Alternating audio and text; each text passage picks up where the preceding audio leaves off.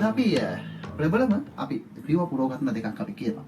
මේ මාසේ මොකක්ද වෙන්නේ? රටට මොකක්ද වෙන්නේ? ඒ වගේම තමයි උපන් ඔබට ඊටාම සුවිශේෂ කාරණයක් අපි කියනවා කියලා මතක් කරා. අපි මේක මගහරින්න සූදානම් නැහැ. එහෙමනම් අපි හිතනවා මේ පුරෝගතන වල තමයි හොඳ වෙලාව කියලා. දැන් මේ මාසේ වෙසක් පොය දැන් ළඟයි.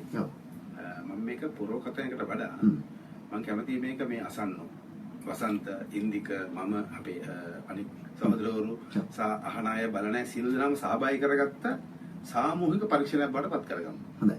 හරි. මෙන්න මෙහෙමයි. දැන් අපි ඉගෙනගත්ත මේ මම ඉගෙනගත්ත මේ ටොලමියන් ජෝසි අනුව වර්ෂාව ගැන කීමේ යම්කිසි ගණිතමය රටාවක් තියෙනවා. එක්තරා ගණිත සූත්‍රයක් තියෙනවා. ඒකට පසුබිම් වෙනවා යම්කිසි ජ්‍යාමිතික පිහිටීමක්.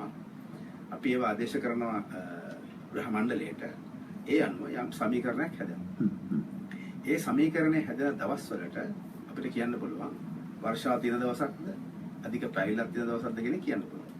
දැන් මම අන්න එහෙම හදාගත්ත සමීකරණය මට පේන්න විදිහක් නැහැ. මෙතන ඒක ප්‍රැක්ටිකල් නැහැ. කෙටිම කියන්න හැබැයි මම සමහර පත්‍රවල ප්‍රසිද්ධ කරා.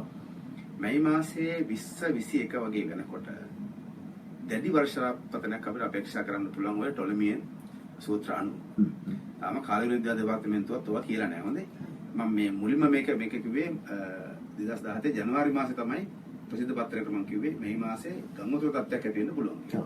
හරි. එතකොට ඒකට කොළොන්නෑ ගුණකන්ද සහ මේ අවුරුදු දෙක සම්බන්ධ ඇති බව කියන්න ඕනේ. කට්ටිය කියන ඔන්න ගංගොතුර ආයෙත් කියලා නැහැ.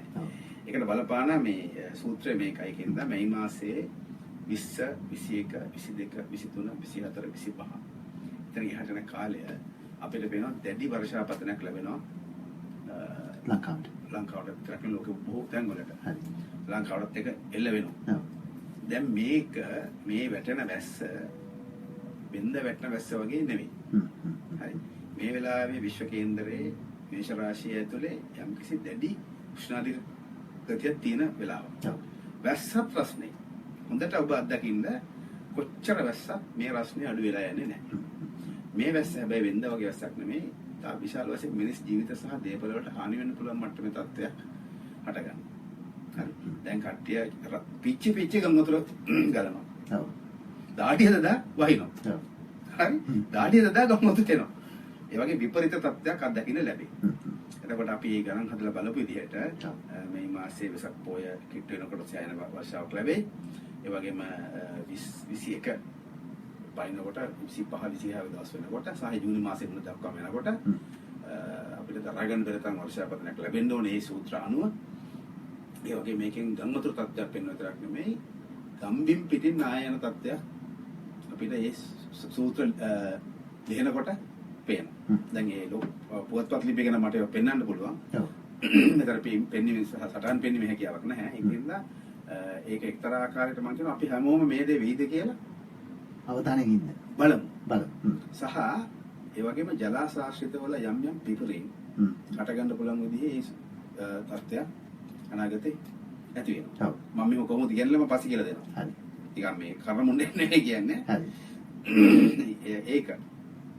ඒක නිසා උස්බිම් වල ඉන්න අයට ජලාශාශ්‍රිතව ඉන්න අයට සහ ජලාධාර ආශ්‍රිතව ඉන්න අය සම්බන්ධයෙන් යමක් වුණාට පස්සේ කතා කරලා වැඩක් වෙන්නේ නැහැ.